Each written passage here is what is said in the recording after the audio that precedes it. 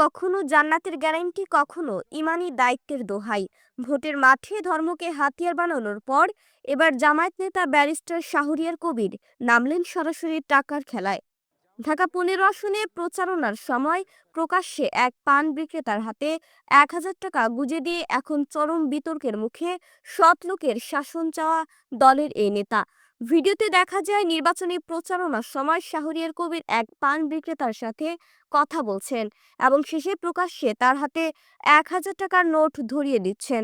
যদিও তিনি দাবি করছেন এটি নিছকই মানবিক সাহায্য, কিন্তু প্রশ্ন হলো, ভোটের প্রচারের সময় ক্যামেরার সামনে এবং হাতে দলীয় লিফলেট থাকা অবস্থায় এই দান কি ভোটারদের প্রভাবিত করার অপচেষ্টা নয়? নেটিজেনরা ক্ষোভ প্রকাশ করে বলছেন, যারা মুখে ইনসাফ আর ইসলামের বুলি আওড়ান তারাই যদি প্রকাশ্যে টাকার প্রলোভন দেখান, তবে আড়ালে কি হচ্ছে?